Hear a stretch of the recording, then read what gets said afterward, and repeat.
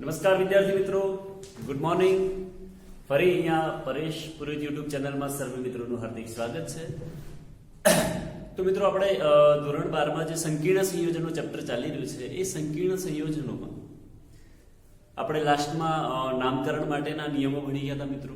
તો એ જો નિયમો યાદ હશે આપણને તો કોઈ પણ સંકીર્ણ સંયોજન હોય તો એનું સરળતાથી આપણે નામકરણ કરી શકીએ. ઘણી વખત એવું પણ હશે કે નામ આપેલું હોય અને એની પરથી આપણે સૂત્ર બનાવવાનું હોય, તો બંને વસ્તુ આપણને આવડવી જોઈએ. તો સૂત્ર આપેલું હોય તો નામ બનાવતા આવડવું જોઈએ, નામ આપેલું હોય તો સૂત્ર બનાવતા આવડવું હોવું જોઈએ. તો એવા કેટલાક સંયોજન છે કે જેના આપણે નામકરણ સ્ટેપ બાય સ્ટેપ ફટાફટ થોડા જોતા જઈશું. તો સંકીર્ણ સંયોજનો જે હોય એના નામકરણ કઈ રીતે કરવા? તો સંકીર્ણ કેટલાક સંયોજનો લખી દઈએ. ધારો પહેલું લખી દઈએ આપણે K4FeCN6. પહેલું છે મિત્રો આપણી પાસે K4FeCN6. હવે આ જે સંયોજન છે એનું સામાન્ય નામ આપણે જે IUPAC નામ લખવાના છે. આ સામાન્ય નામ કેવું હોય તો એને પોટેશિયમ ફેરોસાયનાઇડ કહેવાય. આને પોટેશિયમ ફેરોસાયનાઇડ કહેવાશે. જ્યારે આનું નામ લખવાનું થાય તો સૌથી પહેલા આપણે શું કીધું કે જે ધન આયન એનું નામ લખી દેવું. એટલે અહીંયા લખી દઈશું આપણે પોટેશિયમ. સૌથી પહેલા લખી દઈશું મિત્રો પોટેશિયમ. એ લખ્યા બાદ અહીંયા લખી દઈએ હેક્ઝાસાયનો અથવા સાયનાઇડો. હેક્ઝાસાયનાઇડો. ચલો એના પછી ધાતુ. હવે ધાતુ લખતી વખતે ખાસ ધ્યાન રાખવું પડે કે એને જો આ સંકીર્ણ ઋણાયન બનતો હોય તો Fe માટે ફેરેટ લખાશે. Fe માટે શું લખાય મિત્રો? ફેરેટ. એનો ઓક્સિડેશન નામ શું તો +4 -4 માઈનસ ને સામે જતો +2 ફેરેટ 2 આવું લખાય. તો આ નામ થઈ ગયું પોટેશિયમ હેક્ઝાસાયનાઇડો ફેરેટ 2. દર મિત્રો બીજું નામ એવું છે આપણી પાસે K3FeCN6. K3FeCN6 એને મિત્રો આના જેવું જ સંયોજન દેખાય પોટેશિયમ ફેરીસાયનાઇડ. શું કહેવાશે મિત્રો? પોટેશિયમ ફેરીસાયનાઇડ. તો નામ લખવું હોય તો પોટેશિયમ નામ લખાશે મિત્રો પોટેશિયમ હેક્ઝાસાયનો. પોટેશિયમ હેક્ઝાસાયનો ફેરેટ. અને એનો ઓક્સિડેશન નામ શોધો તો કૌંસમાં લખાશે 3. અને ઓક્સિડેશન નામ 3 આવે. તો ઘણા બધા અલગ અલગ પ્રકારના સંયોજન છે મિત્રો કે જેના નામ આપણે લખતા જઈશું. ચલો બીજું સંયોજન લખી દઈએ આપણે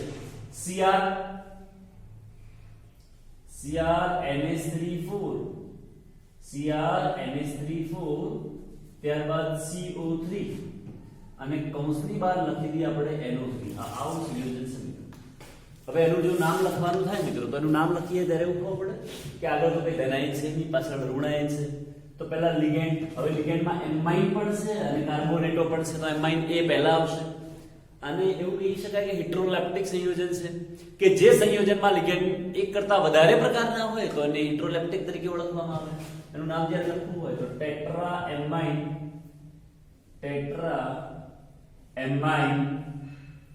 પછી CO3 માટે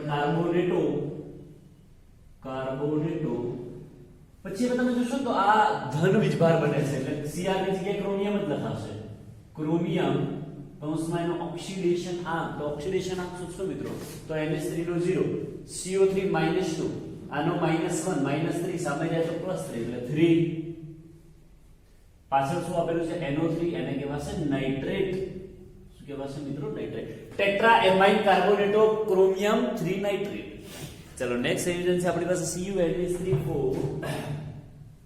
નેક્સ્ટ સંયોજન લખી દઈએ CuNH3 અને કૌંસની બહાર લખી દઈએ Cl2. ઓકે. જો આનું નામકરણ લખવું હોય તો આમાં પણ યાદ રાખજો કે સંકીર્ણ ધનાયનીય બને છે એટલે જે કોપર છે ને કોપરના સ્વરૂપમાં જ લખવું પડશે. ટેટ્રાએમાઇન કોપર 2 ક્લોરાઇડ લખી શકાય મિત્રો. ટેટ્રાએમાઇન પછી ધાતુનું નામ કોપર. એના પાછળમાં ઓક્સિડેશન આંક એનો 2 આવશે અને પાછળ આવશે ક્લોરાઇડ. Copper 2 chloride. ચલો એના પછી એક બીજું નામ લખવું હોય મિત્રો CO. આવું લખી દઈએ. ચલો CO En twice કૌંસની બહાર Cl આવું લખી દઈએ. CO En twice અને પછી Cl લખીશું. તો મિત્રો અહીંયા જે En twice અને Cn twice આપેલું છે આપણને. તો અહીંયા ઇથેન 1,2 ડાયમાઇન એમાં E આવશે અને સાઇનોમાં સ્પેલિંગ કરો તો C આવે છે એટલે પહેલા સાઇનો વાળું લખાશે. તો એવું લખાશે ડાયસાયનાઇડો ડાયસાયનાઇડ આ જે બી છે એના માટે 20 લખાશે 2 માટે ડાય નહીં લખાય. કારણ શું છે કે આપણે એક એવો નિયમ લખાયેલો છે કે જ્યારે લિગેન્ડ પોતે જ ડાય ટ્રાય વગેરે પૂર્વક ધરાવતા હોય પોતાના નામમાં જ, તો એ વખતે એના સંખ્યાના પૂર્વક માટે ડાય ટ્રાય વગેરે દર્શાવાતું નથી, એના માટે 20 30 વગેરે દર્શાવાય છે. તો ડાયસાયનાઇડો 20 પછી કૌંસમાં En હોય Pn હોય Ptn હોય વગેરેના નામને પણ કૌંસમાં દર્શાવવામાં આવે છે. સૂત્ર તો ખરા, નામને પણ. Ethane 1,2 diamine, ethane 1,2 diamine. ત્યારબાદ કોબાલ્ટ, એનો ઓક્સિડેશન આંક લખી દઈશું મિત્રો. ઓક્સિડેશન આંક સૂત્ર તો 3 આવશે. Cobalt 3 chloride, cobalt 3 chloride. તો આ પ્રકાર એકદમ સિમ્પલ અને સરળ નિયમ છે મિત્રો નામકરણ માટે, તમે શીખી શકો છો ફટાફટ. અને જ્યાં સુધી આપણને પેલા નિયમો નહીં આવડતા હોય ત્યાં સુધી મિત્રો આ પ્રકારના નામ આવડવાના નથી, આ યાદ રાખજો ખાસ. ચલો એના પછી NiCO4, ધારો કે આપણી પાસે એક સંયોજન છે NiCO4, આવું સંયોજન છે.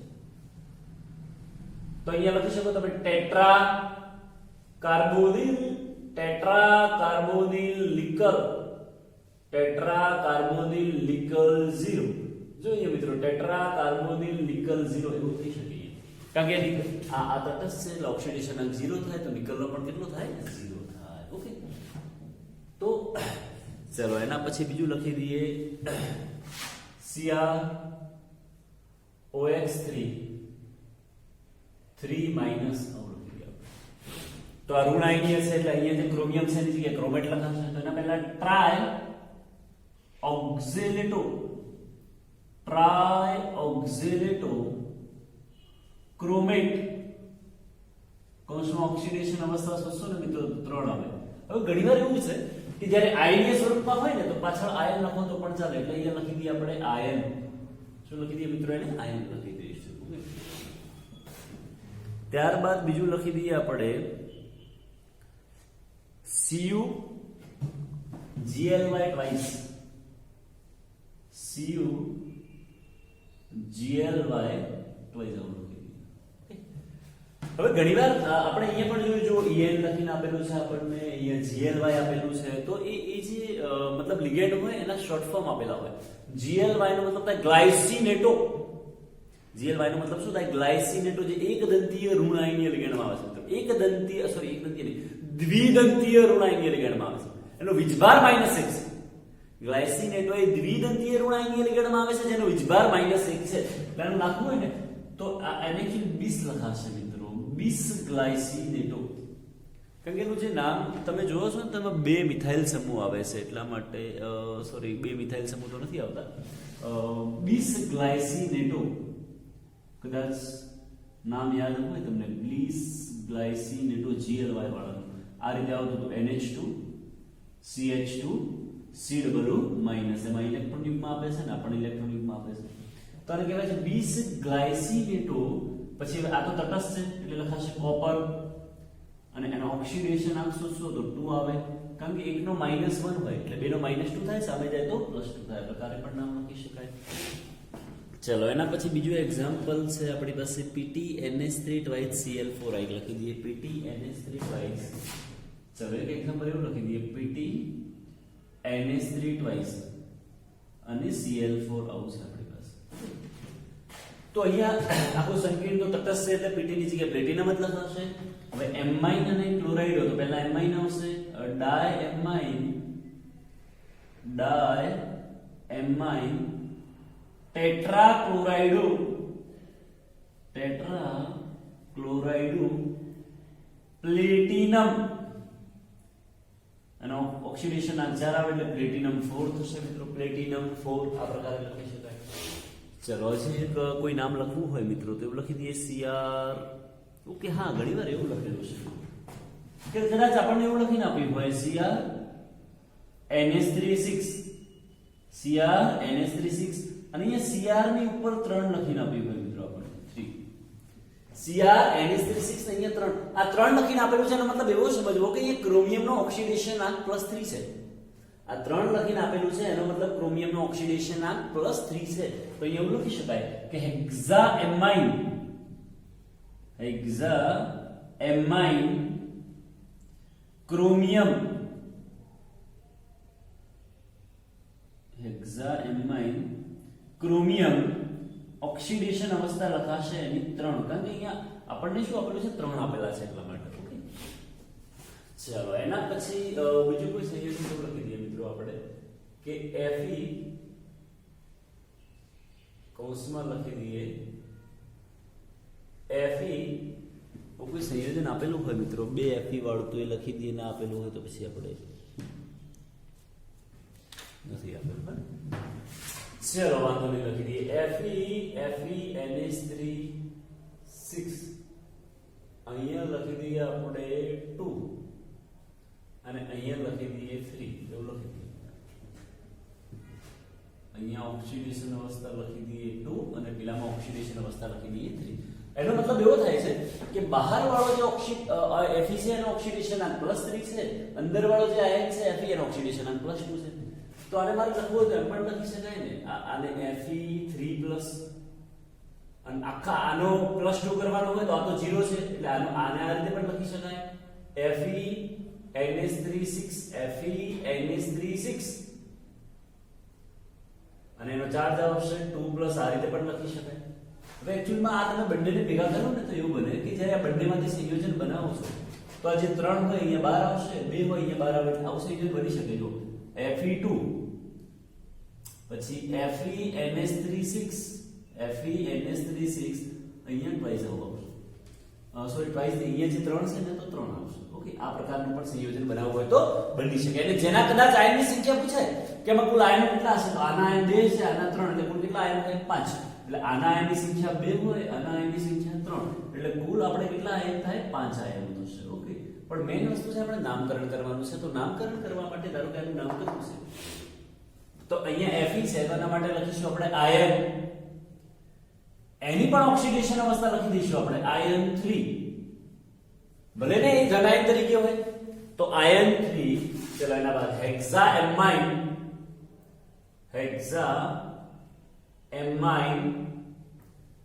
પછી અહીંયા Fe આ પ્લસ હોય એટલે આ સોરી આગળ ધનાયન છે એટલે ઋણાયન તરીકે હોય, અહીંયા ધનાયન તરીકે હોય Fe3+ એટલે આખું આ ઋણાયન તરીકે હશે એવું કહી શકાય.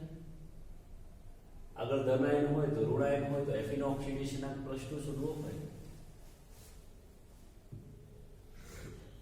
આપણે ધારો કે એવું કહીએ કે જ્યારે કોઈ આવા સંયોજન બનાવીએ છીએ A+ અને B- અથવા A+2 અને B-3 બંનેને ભેગા કરીએ તો એવું બને A3B2.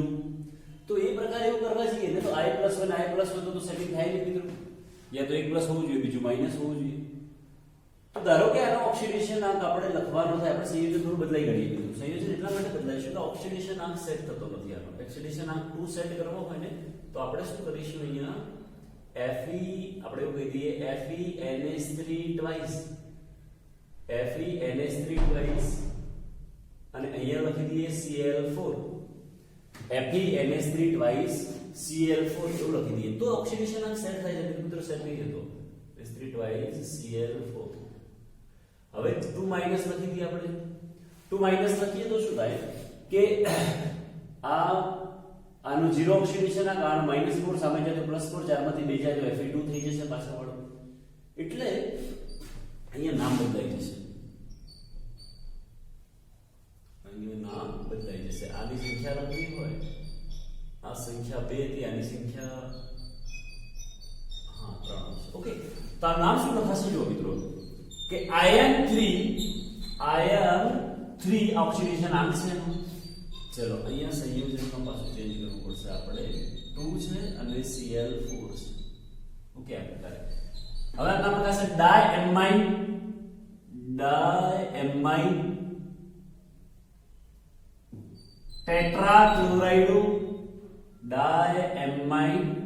ટેટ્રાક્લોરાઇડ, પછી Fe માટે ફેરેટ 2. આ પ્રકારનું એનું નામકરણ થશે. તો આવા અલગ મિત્રો કેટલાય એક્ઝામ્પલ છે જેના આપણે નામકરણ લખવા હોય તો લખી શકીએ. ઘણીવાર શું થાય મિત્રો કે ચલો આ તો એવા છે કે જેમાં એક જ સવર્ગ સ્પીસીસ છે, એક જ કૌંસ આપેલો છે. કેટલી વાર એવું પણ થશે કે જેમાં બે કૌંસ આપેલા હોય તો એવા બે કૌંસ વાળાના કેટલાક એક્ઝામ્પલ જોઈએ જો એક્ઝામ્પલ તરીકે આપણી પાસે આવું હોય AgNH3 twice AgNH3 twice અને ત્યારબાદ AgCl twice આવું કોઈ સંયોજન આપણી પાસે છે બિલકુલ ધ્યાનથી સમજો મિત્રો આ અત્યાર સુધી આપણે જે પણ સંયોજનો ભણ્યા છે એ દરેકમાં તમે જો એક જ કૌંસ છે કોઈ પણ સંયોજન જોઈ લો એમાં એક જ કૌંસ છે હવે એવું સંયોજન છે કે જેમાં કૌંસ બે છે આપણી પાસે જેમાં કૌંસ કેટલા આપેલા છે બે આપેલા છે તો આવા બે કૌંસ વાળા જ્યારે સંયોજનો હોય તો એનો નિયમ બિલકુલ ધ્યાનથી સમજો કે જ્યારે પણ આવા બે કૌંસ વાળા સંયોજનો હોય ત્યારે બે કૌંસમાંથી એક એવો કૌંસ નક્કી કરવાનો કે જેમાં તટસ્થ લિગેન્ડ આપેલા હોય કે ચલો આમાં NH3 જે તટસ્થ છે આમાં Cl -1 ઋણ આયનીઓ પહેલા શું નક્કી કરવાનું મિત્રો કે બેમાંથી એવો કૌંસ નક્કી કરવાનો કે જેમાં તટસ્થ લિગેન્ડ આપેલા હોય તો આમાં તટસ્થ છે એ તટસ્થ લિગેન્ડ વાળા ભાગમાં બનતા સવર્ગ સહસંયોજક બંધનની સંખ્યા શોધવી તટસ્થ લિગેન્ડ વાળા ભાગમાં બનતા સવર્ગ સહસંયોજક બંધનની સંખ્યા શોધી તો અહીંયા બે આવશે તો જેટલા પણ સવર્ગ સહસંયોજક બનતા હોય એ બંધના અડધા ભાગ ડિવાઈડ કરી નાખવાના ધારો કે આમાં બે સવર્ગ સહસંયોજક બંધ બને છે તો બે ભાગ કરીએ તો એક અને એક એવું થશે જો ચાર સવર્ગ સહસંયોજક બંધ બનતા હોય તો બે લખી દેવાનું 6 સવર્ગ સહસંયોજક બનતા હોય તો 3 લખી દેવાનું એમાં જે તટસ્થ વાળું હોય એને પોઝિટિવ ચાર્જ આપવો જે ઋણ આયન વાળું હોય એને નેગેટિવ ચાર્જ આપવો આટલું કામ પહેલા કરવાનું નામકરણ કરતા પહેલા કે આપણી પાસે બે કૌંસ છે એમાં એક પોઝિટિવ વાળો કૌંસ છે અને એક નેગેટિવ વાળો આખો કૌંસ છે નક્કી કઈ રીતે કરવાનું આપણે પોઝિટિવ ને નેગેટિવ પણ કે ભાઈ કયો પોઝિટિવ હશે અને કયો નેગેટિવ હશે એ આપણે કઈ રીતે નક્કી કરવાનું તો નક્કી કરવા માટે હું ફરી કહું છું મિત્રો ધ્યાનથી સાંભળજો ખાસ કે બેમાંથી પહેલા એવો કૌંસ નક્કી કરવો કે જેમાં તટસ્થ લિગેન્ડ આપેલા હોય નંબર 2 એ તટસ્થ લિગેન્ડ ધરાવતા બોક્સમાં સવર્ગ સહસંયોજક બંધની સંખ્યા શોધવી એ સંખ્યા શોધ્યા પછી જેટલા પણ સવર્ગ સહસંયોજક બંધ આવે છે એને બે ભાગમાં ડિવાઈડ કરવું એને અડધા ભાગ કરી અને તટસ્થ વાળાને પોઝિટિવ ચાર્જ આપવો અને પેલાને નેગેટિવ આ ખાલી આપણે સમજવા માટે છે કે કોને પોઝિટિવ આપવો અને કોને નેગેટિવ આપવો કારણ કે ઓક્સિડેશન આંક શોધવામાં કામ આવશે ચલો પછી નામકરણ કરીએ આનું નામ લખવું હોય તો ડાયએમાઇન ચલો Ag છે તો એના માટે સિલ્વર પછી એનો ઓક્સિડેશન આંક શું તો 1 થઈ જાય મિત્રો ડાયએમાઇન સિલ્વર 1 હવે આનો ઓક્સિડેશન આનું લખવું હોય તો ડાય સાયનાઇડો હવે અહીંયા તમે જુઓ તો આ Ag નો ઓક્સિડેશન આંક શું ને અહીં -1 છે મિત્રો આટલા તો આનો 2 * -1 -2 સામે જાય તો +2 એટલે તો 1 થશે તો ડાયસાયનાઇડો 1 ડાયસાયનાઇડો હજી ધાતુ નામ લખો હવે માઈનસ છે એટલે સિલ્વર નહીં લખાય આર્જેન્ટેટ શું લખાશે મિત્રો આર્જેન્ટેટ કૌંસમાં ઓક્સિડેશન આંક લખાશે 1 ફરી કહું છું ડાયએમાઇન સિલ્વર એનો ઓક્સિડેશન આંક 1 આવી ગયો ડાયસાયનાઇડો આર્જેન્ટેટ 1 ઓકે તો માં કેટલા કદાચ એવો ક્વેશ્ચન છે કે આમાં છૂટા પડતા આયનોની સંખ્યા કેટલી તો બે આયનો છૂટા પડી જાય ચલો બીજું એક્ઝામ્પલ હું જોઈએ મિત્રો PT NH3 PTCl4 અથવા એવું લખી PTPy4 એટલે થોડું ચેન્જ થાય NH3 ની જગ્યાએ એટલે થોડું ફરક પડે PTPy4 PTCl4 આવું સંયોજન છે PTPy4 અને PTCl4 તો એ આપણે પહેલા એવું જોઈ શકીએ એમાં બે કૌંસ આપેલા છે અને એ બે કૌંસમાં એક કૌંસ એવો છે કે જેમાં તટસ્થ લિગેન્ડ છે બીજામાં ઋણ આયનીય લિગેન્ડ છે તો તટસ્થ લિગેન્ડ વાળો છે આ તટસ્થ લિગેન્ડ વાળો છે અને એના તમે લિગેન્ડની સંખ્યા સવર્ગ સહસંયોજક બંધની સંખ્યા શોધો 4 થાય તો બે સરખા ભાગ કરજો બે આને +2 ચાર્જ આપી દો અને -2 ચાર્જ આપી દો ઓકે ચલો નામ લખવું હોય ટેટ્રાપિરિડીન પછી આ પ્લસ ચાર્જ છે એટલે પ્લેટિનમ જ લખાશે પ્લેટિનમ ઓક્સિડેશન આંક શોધશો મિત્રો તો આનો 2 થશે ચલો અહીંયા ટેટ્રાક્લોરાઇડો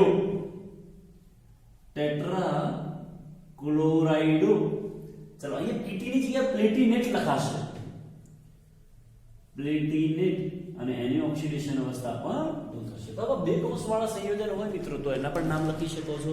બે કૌંસવાળા માટે ફરી યાદ રાખજો, હું તમને કહું છું મિત્રો, જનરલી એવું હોય કે એમાં લખતી વખતે શું થશે હંમેશા કે સૌથી પહેલા કામ શું કરવાનું, જે તટસ્થ લિગેન્ડ આપેલા હોય એ જરૂર નથી કે પહેલામાં બીજામાં ઓક્સિડેશન આંક સરખા આવે, પહેલામાં અને બીજામાં ઓક્સિડેશન આંક અલગ અલગ પણ આવી શકે છે. એવું પણ કોઈ એક્ઝામ્પલ દીધું છે. આ તમે તમારી નોટબુકમાં પોઝ કરી લખી શકો છો મિત્રો. હવે આપણે એક એવું નામ જોઈ કાઢીએ કે જેમાં પહેલા અને પાછળની ધાતુમાં બંનેમાં અલગ અલગ પ્રકારના ઓક્સિડેશન આંક આવતા હોય છે.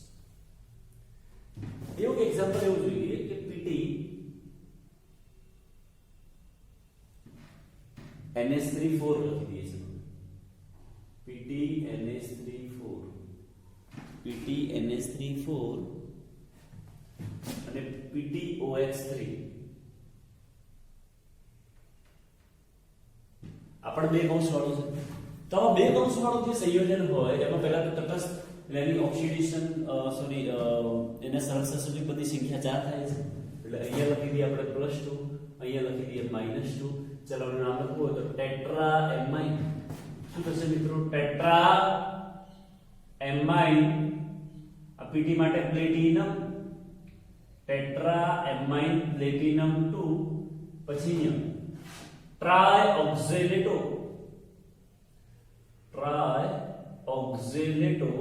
અહીંયા માઈનસ છે એટલે પ્લેટિનેટ. હવે અહીંયા ઓક્સિડેશન આંક તમે જોઈ શકો કે અહીંયા ટોટલ આનો -2 છે, ઓક્ઝિલેટર નો -2 થાય, -2 ગુણ્યા 3 માઈનસ છે, સામે જાય તો પ્લસ છે, 6 માંથી 2 જાય તો 4 વધશે મિત્રો. આવું લખીશું. હા, ઓકે. તો આ પ્રકારે અલગ અલગ નામકરણ કરવા હોય તો મિત્રો થઈ શકે છે. ઓકે, ઘણી વખત એવા પણ હશે મિત્રો. ધારો કે ચલો એક લખી દઈએ H2, આવું લખી દઈએ આપણે PtCl4. આનું નામ લખવું છે H2 PtCl4. તાર નામ લખો તો આવડે છે મિત્રો. હાઇડ્રોજન ત્યારબાદ અહીંયા એવું છે કે ટેટ્રાક્લોરાઇડો પ્લેટિનેટ, ટેટ્રાક્લોરાઇડો પ્લેટિનેટ 2. આવું લખી શકાય. અહીંયા પ્લેટિનેટ એટલા માટે લખ્યું કે આ પોઝિટિવ છે, આખું નેગેટિવ બને એટલા માટે, અથવા એને આમ પણ લખી શકાય. જો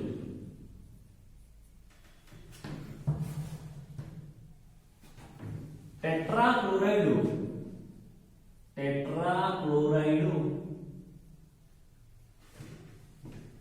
પ્લેટિનિક 2 એસિડ, એવું પણ લખવું હોય તો લખી શકીએ. હાઇડ્રોજન નથી લખતા, ધારો કે આપણે નથી લખતા હાઇડ્રોજન HCl, તો હાઇડ્રોજન ક્લોરાઇડ આગળ હાઇડ્રોજન લખીએ છીએ. અથવા તો એવું પણ લખી શકાય હાઇડ્રોક્લોરિક એસિડ, પાછળ એસિડ થઈ જાય તો એ રીતે હાઇડ્રોજન ટેટ્રાક્લોરાઇડ ક્લોરાઇડો પ્લેટિનેટ 2, અથવા ટેટ્રાક્લોરાઇડો પ્લેટિનિક એસિડ, પાછળ ઇક એસિડ લાગી ગયું મિત્રો. આ પ્રકારે પણ કેટલાક નામકરણ થઈ શકે. સ્પેશિયલ હાઇડ્રોજન માટેનું છે. ઓકે, ત્યારબાદ એક સ્પેશિયલ એક્ઝામ્પલ પૂછાય મિત્રો આપણને કે સોડિયમ નાઇટ્રોક્લોરાઇડનું ABCD નામ છે. સોડિયમ નાઇટ્રોક્લોરાઇડ નું નામ જણાવો. સોડિયમ નાઇટ્રોક્લોરાઇડમાં આયનોની સંખ્યા જણાવો, સોડિયમ નાઇટ્રોક્લોરાઇડમાં ધાતુ જણાવો, સોડિયમ નાઇટ્રોક્લોરાઇડમાં ધાતુનો ઓક્સિડેશન આંક જણાવો, સોડિયમ નાઇટ્રોક્લોરાઇડનું નામ જણાવો. તેનું બંધારણ કયા પ્રકારનું છે? Na2, પછી Fe, ત્યારબાદ CN5 અને NO. આ પ્રકારનું નામકરણ, આ પ્રકારનું એનું સૂત્ર છે. આ સોડિયમ નાઇટ્રોક્લોરાઇડનું સૂત્ર છે. એમાં તમારે આયનો છૂટા પાડવા હોય મિત્રો તો અહીંથી આના 2 આયનો છૂટા પડશે, આના આખાનો આયન 1, એટલે કુલ આયનોની સંખ્યા કેટલી થાય? 3 થાય. એ તો સમજણ પડે આપણને. હવે ક્વેશ્ચન ક્યાં થાય આપણને આમાં? આમાં જે NO હોય ને મિત્રો, એ NO આપણી પાસે 2 તરીકે છે. એનો પ્લસ તરીકે પણ છે, તટસ્થ તરીકે પણ છે. જો NO તમે પ્લસ તરીકે લો છો મિત્રો તો એને નાઇટ્રોસોનિયમ કહેવાય, અને જ્યારે એનો તટસ્થ લો છો તો એને નાઇટ્રોસિન કહેવાય. આપણી પાસે 2 વસ્તુ છે, નાઇટ્રોસિન હશે કે નાઇટ્રોસોનિયમ હશે. તો એક વસ્તુ યાદ રાખજો કે સોડિયમ નાઇટ્રોક્લોરાઇડમાં Fe નો ઓક્સિડેશન આંક +2 થાય છે. આ યાદ રાખવાનું મિત્રો, એટલે આપણે સરળતા થઈ જાય. +2 થાય, ધારો કે આપણે ઓક્સિડેશનાંક +2 કરવો હોય તો શું કરી શકીએ? ચલો, આનો ઓક્સિડેશનાંક કેટલો થાય? આપણે ધારો કે ઓક્સિડેશનાંક +2 કરવો હોય તો આનો કેટલો થાય? +2 થશે. આનો -5 થાય. ચલો, આ સોરી +5 નહીં, -5 છે. -5 આ +2 છે, આ +2 છે, +4 ને -5 એટલે -1 તો સામે જાય તો +1 થઈ જાય. એનો ઓક્સિડેશનાંક કરવો હોય, આનો ઓક્સિડેશનાંક ધારો કે તમે તો 0 થઈ જાય. આનો ઓક્સિડેશનાંક કદાચ આપણે +1 કરીએ તો +1 કરીએ તો ઓક્સિડેશનાંક જુઓ તો કેટલો થઈ જાય? Fe નો 0 થઈ જાય. કદાચ આપણે એવું કરીએ કે NO નો ઓક્સિડેશનાંક ચલો 0 લખીએ છીએ, તો 0 લખીએ તો Fe નો ઓક્સિડેશનાંક કેટલો થઈ જાય મિત્રો? જો સોડિયમ નાઇટ્રોક્લોરાઇડમાં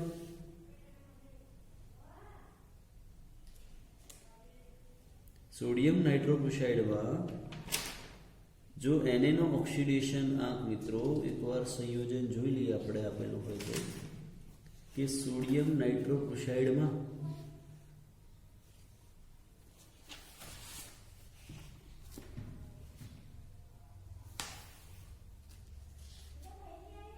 જો આપણે એનો 0 કરવા છીએ મિત્રો, તો શું વિચાર કે ચાલો એનો 0 કરી નાખીએ તો -5. ઓકે, આ તો આપણે શોધવાનું છે ને મિત્રો. આનો ઓક્સિડેશનાંક કેટલો શોધવાનો છે? આપણે +2 કરવાનો છે. તો આ -5 છે, આ +2 છે, એટલે -3 વધે સામે જાય તો +3. તો આનો ઓક્સિડેશનાંક કેટલો લઈએ તો આ +2 થાય. ધારો કે ચાલો આપણે એવું કરીએ કે કામ કરીએ, આનો +1 ઓક્સિડેશનાંક લઈ લઈએ. +1 આનો જો ઓક્સિડેશનાંક +1 લઈએ તો એ વખતે Fe નો ઓક્સિડેશનાંક શોધવાનો થાય તો +2 ને +1 +3, આ -5 -2 સામે જાય તો +2 થઈ જાય. તો જો 0 લો તો એનો ઓક્સિડેશનાંક +3 થાય છે. તો એનો મતલબ કે NO +1 તરીકે લેવાનું, અને NO +1 તરીકે હોય મિત્રો તો નાઇટ્રોસોનિયમ, ચલો સોડિયમ પેન્ટા સાયનાઇડો નાઇટ્રોસોનિયમ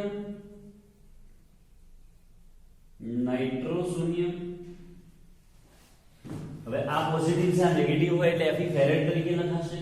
ફેરેટ 2 શું લખાશે? ફેરેટ 2. તો ઘણીવાર એવા ક્વેશ્ચન હોય કે જે સામાન્ય નામ આપેલું હોય અને એના પરથી આપણને આ પ્રકારના નામકરણ શોધવાના પૂછાતા હોય તો એ પણ પ્રકારના ક્વેશ્ચન આપણને સોલ્વ કરતા આવડવા જોઈએ મિત્રો. એના સિવાય પણ બ્રિજ કમ્પાઉન્ડ્સ છે, પણ આપણે નેક્સ્ટ ક્લાસમાં થોડી એને ડિસ્કસ કરીશું કે બ્રિજ કમ્પાઉન્ડ્સ હોય આના કેટલાક એક્ઝામ્પલ્સ એવા પણ છે કે જે હું તમને WhatsApp કરીશ, તમારે જાતે સોલ્વ કરવાના રહેશે મિત્રો. ઓકે, તો થેન્ક યુ.